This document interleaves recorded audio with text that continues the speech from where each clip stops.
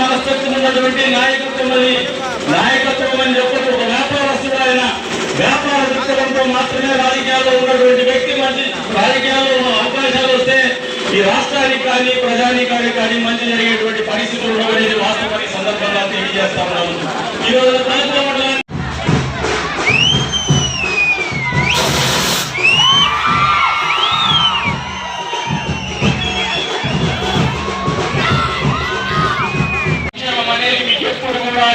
విధించలేదు. Current bill ఎక్కువ వస్తే మీకు కోత పెడతాం, 10 ఎకరాల భూమి ఉంటే కోత పెడతాం, ఇంట్లో రెఫ్రిజిరేటర్ ఉంటే కోత పెడతాం, ఇంట్లో ఎయిర్ కండిషనర్ కోత పెడతాం, కరెంటు బిల్లు ఎక్కువ వస్తే కోత పెడతాం, మీ ఇంట్లో బిడ్డ ఉద్యోగం చేసి ఆదాయం ఉంటే కోత పెడతామని ఎప్పుడైనా తెలుగుదేశం ప్రభుత్వం మీకు ఆగ్రహించిందా ఆలోచన చేసుకుంటున్నాను. పెద్ద ఎత్తున వ్యవసాయం చేసేటువంటి రెడ్డి సమాజం ప్రత్యేకంగా ఆలోచన చేసుకోండి. 10 ఎకరాల కంటే తక్కువ ఉండేటువంటి రైతులు ఎవరు ఉన్నారు మీ కులంలో? మరి మీకు మంది చేసినాడా, జగన్మోహన్ రెడ్డి చెడ్డ చేసినాడా? ఒక్కసారి విజ్ఞతతో ఆలోచన చేసుకోమని చెప్పేసి కోరుతా ఉన్నాను. మా ప్రభుత్వం వచ్చిన తర్వాత ఇటువంటి ఆంక్షలు అని చెప్పేసి కూడా ఈ సందర్భంగా వారందరికీ కూడా వేదిక మీద నుంచి హామీ ఇస్తాను. ఖచ్చితంగా అర్హులైనటువంటి ప్రతి ఒక్కరికి కూడా సంక్షేమం అమలు చేస్తాం. అంతేకాకుండా ముందుకు వస్తాను, ఆశీర్వదించమని చెప్పేసి కోరుతా ఉన్నాను ముస్లింలకి. ఈరోజు మీరు ఒకసారి ఆలోచన చేసే రైతాంగం ఎన్నో ఆశలు పెట్టుకొని మన జగన్మోహన్ రెడ్డి మేనిఫెస్టో విడుదల చేస్తారంటే ఏదైనా వరాలు భవిష్యత్తులో ఇస్తాడేమో, ఈ 5 సంవత్సరాలు మోసం చేస్తాడని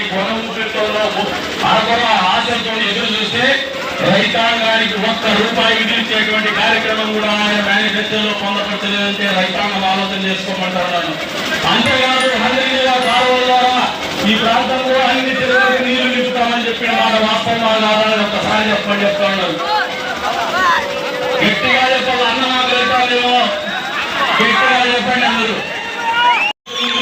ఖచ్చితంగా మహిళలకు ఆర్థిక స్థిరత్వం రావాలా, వాళ్ళ జీవితాల్లో మార్పు రావాలా, కాబట్టి వాళ్ళకు పెద్ద ఎత్తున డైరీ కోసం పాలని సేకరించేటువంటి కార్యక్రమాన్ని ప్రోత్సహించాలని ఒక దృఢ సంకల్పంతోనే ఆయన ఉన్నాడు. కాబట్టి మన జీవితాల్లో గ్రామీణ ప్రాంతంలో ఉన్నటువంటి మహిళల జీవితాల్లో కూడా ఖచ్చితంగా మార్పులు తీసుకొస్తామని చెప్పి కూడా ఈ సందర్భంగా తెలియజేస్తా ఉన్నాను.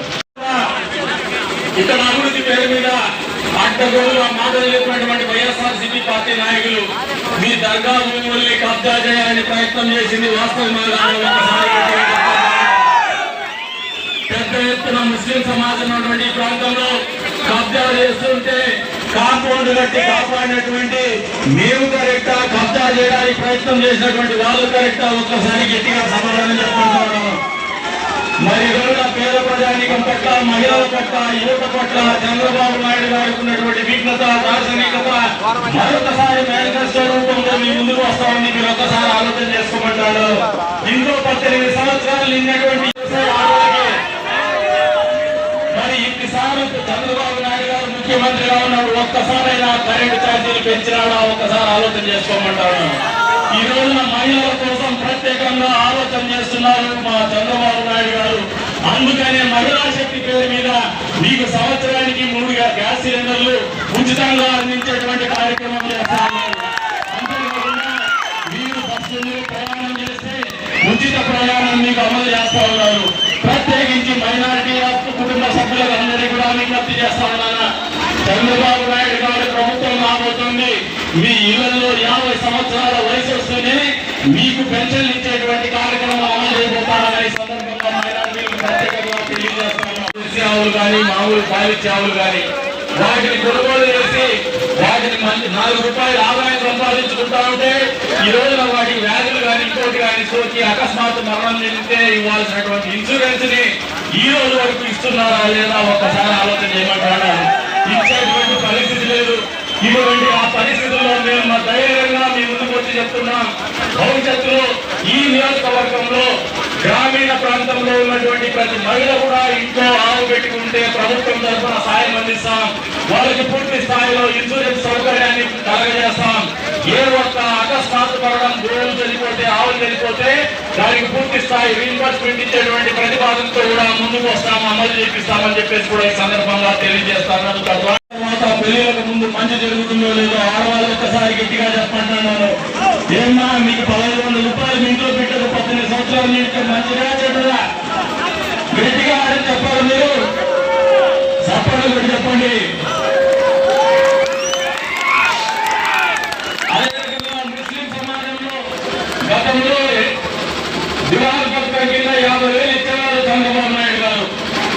దాన్ని వైఎస్ఆర్ దివాళి పథకం కింద ₹1,00,000 ఇస్తారని ప్రగల్భాలు పలికినాడు ఎన్నికల సందర్భంగా జగన్మోహన్ రెడ్డి. 4 సంవత్సరాల పాటు మోచేతికి తేలి నాకే పూసేసి నాకోమని చెప్పాడు, కానీ ఎక్కడ దాన్ని ఊసేతలేదు. ఇప్పుడు ₹50,000 కూడా డబ్బులు ఇవ్వలేదు. తీరా ఎన్నికల సంవత్సరం వచ్చేసరికి వైఎస్ఆర్ దివాళి పథకం పెట్టున్నా ₹1,00,000 ఇస్తారని మాటలు చెప్పి మీ ఇంట్లో బిడ్డ 10వ తరగతి తప్పనిసరిగా చదువుకోవాలని చెప్పినటువంటి మాటలు ముస్లిం సమాజం మర్చిపోవద్దని చెప్పేసి చెప్తా ఉన్నాను.